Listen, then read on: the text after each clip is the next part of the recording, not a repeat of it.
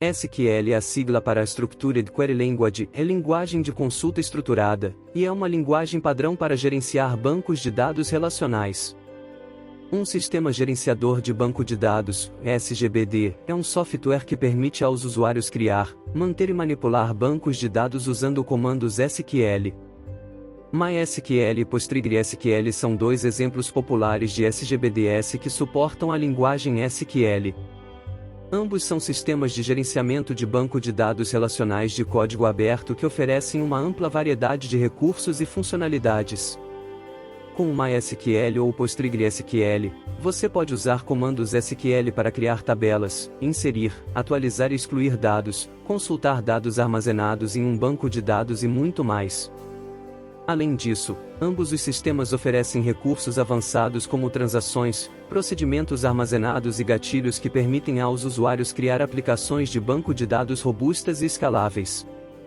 Os comandos SQL podem ser divididos em 4 categorias principais: DDL, DML, DCL e DTL. DDL é a sigla para Data Definition Language, é linguagem de definição de dados, e inclui comandos como create, alter e drop que são usados para definir ou modificar a estrutura de um banco de dados. Por exemplo, você pode usar o comando create para criar uma nova tabela em um banco de dados ou o comando alter para adicionar uma nova coluna a uma tabela existente.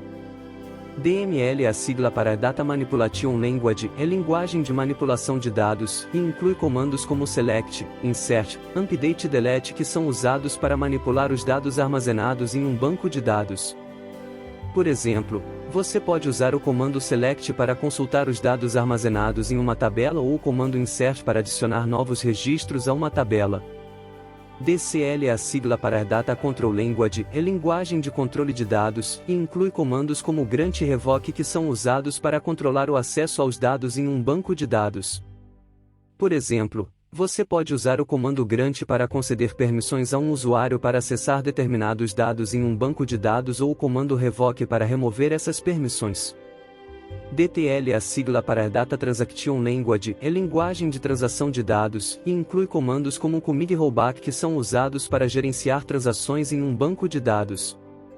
Por exemplo, você pode usar o comando commit para confirmar as alterações feitas em um banco de dados durante uma transação ou o comando rollback para desfazer essas alterações.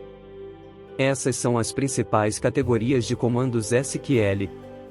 Cada categoria inclui vários comandos que podem ser usados para realizar diferentes tarefas em um banco de dados. Espero que isso ajude a esclarecer os tipos de comandos SQL. Agora que dominamos os fundamentos da linguagem SQL, nosso próximo objetivo é aplicar esses comandos em nosso código PHP. Na próxima etapa, aprenderemos como estabelecer uma conexão com o banco de dados e como criar códigos PHP para manipular os dados armazenados nele.